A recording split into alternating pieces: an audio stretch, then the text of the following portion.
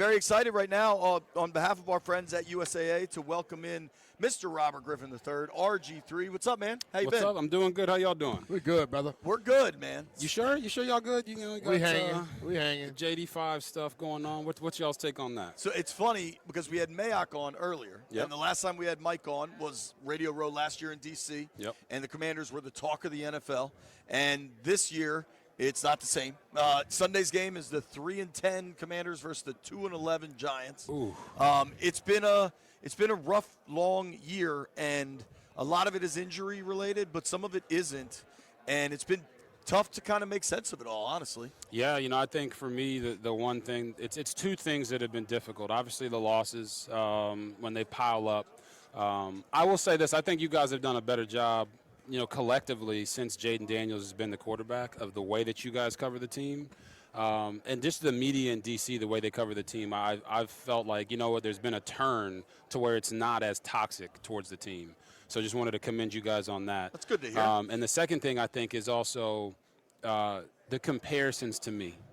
I think that the fans have PTSD from what happened with our team back in 2012 and 2013, right? 2012, we win the division, we kill it. 2013, we come back, we don't have a great year. It felt like, you know, North Korea. And, you know what I'm saying? Like, and you know exactly what I'm talking about. So, and you do too, because you felt that and you experienced that. And I think the comparisons to me with JD5 have taken a toll on the team. I think they've taken a toll on him. I think they've taken a toll on his mom and his circle. And I hate that for them because the situation that I had in D.C. was totally different. I think you guys would agree with that. Yeah. The infighting between the head coach and the owner before I got there in 2012 was something that I wasn't aware of. Right. But JD came in with a new ownership group, new head coach, new offensive coordinator, and then the leadership. I had London Fletcher, unbelievable leader. I had Santana Moss, unbelievable leader. He had Bobby Wagner, Zach Ertz, Austin Eckler. Like, these were guys that had no experience with the organization. And I feel like the comparisons to me have made people go back to those years, and that's not fair to the kid. If we didn't have what we had in D.C., I'd still be there playing. Well, I'd be talking to you guys as starting quarterback of the Washington Redskins probably. But we did. So we got to move past that. We got to give this young man an opportunity to be successful and to not have those comparisons come back to me because of the injuries. I get it. Black quarterback, second pick, Heisman Trophy winner, coming into the city, takes over the town. And then the next year it's not as great. But that's where the comparisons stop, man. Yeah, and I get it. Some people will say that's a lot of comparisons, man. And I do understand that.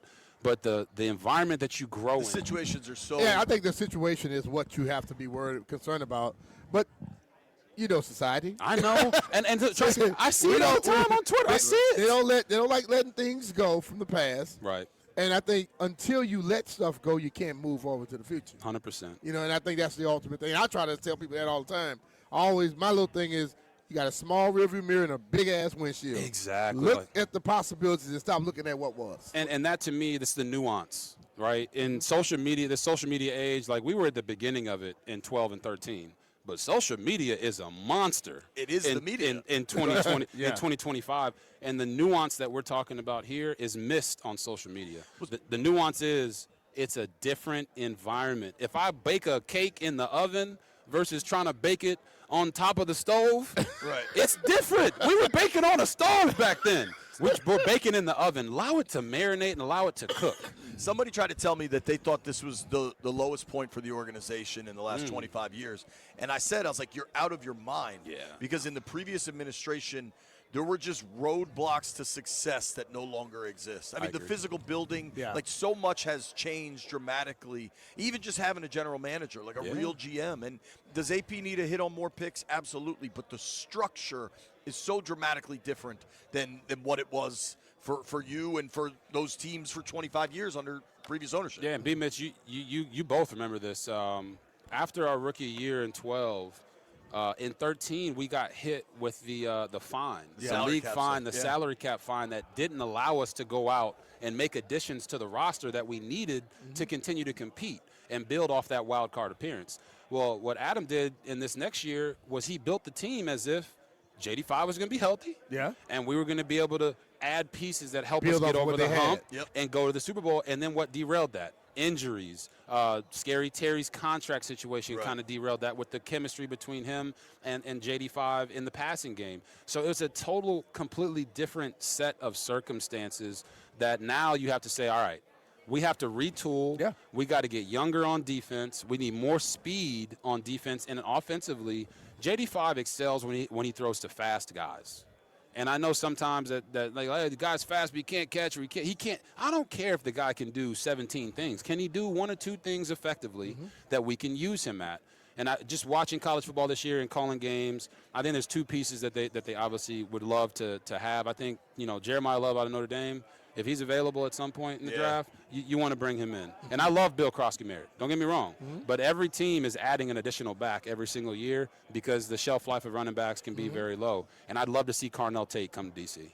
Yeah. I'd love to see that because he gives you something that Scary Terry doesn't in the height and the mismatch aspect of the game. You don't want to have receivers that are all the same build and all the same type of player. We need that type of guy. We need 2 ones. Scary's a 1. We need another 1 wide receiver, and I think that will go a long way in helping JD develop. I bring up this stat line all the time to BMitch just because it's nuts.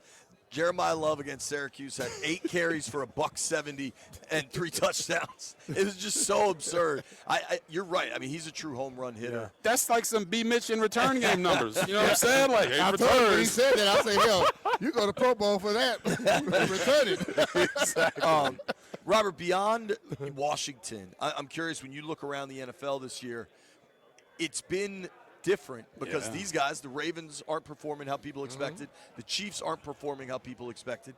Philly still has a winning record, but that doesn't look right. Right. And you've got all these other teams like upstarts, the Pats, the Colts look like they're going to fall apart now without a quarterback. But who do you think is the best team in the NFL? Like who's competing for the Super Bowl this year? Yeah, one, I'll say everyone. Everyone's competing because it just seems so wide open. When you remove the Chiefs, it kind of looks a lot different. It looks different, and I just feel like something in me still thinks that, like, the Chiefs are going to find a way to sneak in. And something makes me feel like the Ravens are going to find a way. They could still win that division. To sneak into the playoffs, and no one's going to want to play them. But obviously the Chiefs need help. I think the team that's the best is the team that no one is talking about, and it's not the Patriots because I know the Patriots are 10-2, but it's the Seattle Seahawks. And I know why no one's talking about them. Yep. It's because of Sam Darnold. Yeah. And they don't want to. 100%. Sam Darnold can't do it in the big games. But I'm like, when I'm watching the game, I'm like, hey, man, him and Jackson Smith and Jigba. JSN's a baller. They're operating on a different level. And Jigba he should be the NFL MVP at this point with the way that he's been performing. So I think they're the best team. No one's talking about them because they don't trust the quarterback in the big-time games. Right. But anytime you see a team like them or the Patriots with Drake May, and they're just absolutely dominating in the win-loss category, and no one is saying, hey, they're the Super Bowl favorite.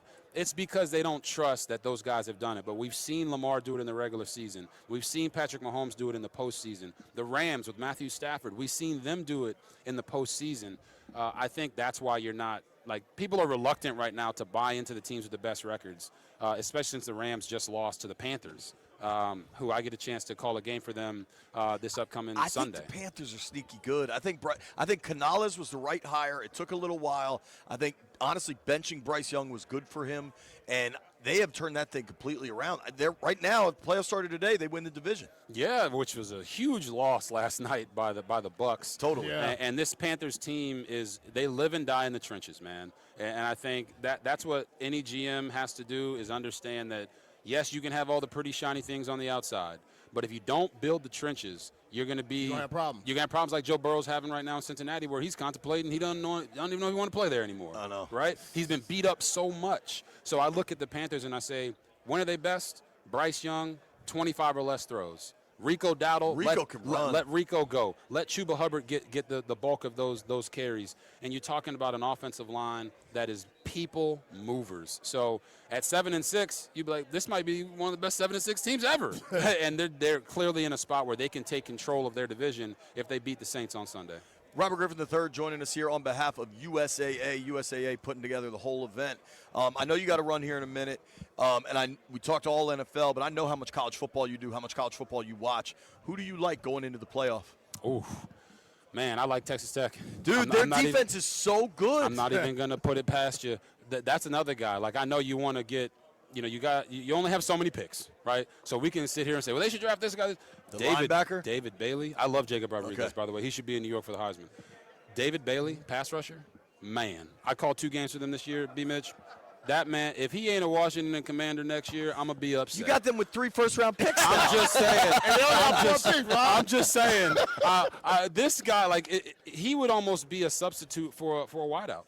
He'd be a substitute for a running back. And I say that because I've never seen a guy play with more speed, physicality, and actually take pride in earning the right to rush the passer. When you watch him in his pursuit, his bending off the edge is very similar to Von Miller. Wow. But Von, later in his career, people criticized him for the run game. David Bailey's going to play the run. And that, to me, their pass rush is what makes them so difficult. Him and Romello Height on the outside. They got big Lee Hunter in the middle. And then you talk about Jacob Rodriguez and the linebackers. That defense is serious, and on offense, they can beat you anywhere they need to. You like Bailey more than Bain? I do like Bailey more than Bain. Wow. All right. And trust me, Bain at Miami, incredible player. But what wins in the NFL? Traits. Traits win in the NFL. Bailey has all the traits. I'm not saying that Bain doesn't, but he's a more prolific pass rusher, and he's gotten those sacks in college. I like that a lot. Who was the receiver you said? You said Love, Bailey, and Bailey, and Carnell Tate. Carnell Tate. Any one of those 3, I'll take them. Just one. I love all of them. But and then you talk about USAA, man. I can't leave here without saying that, I'm a true and authentic partnership guy.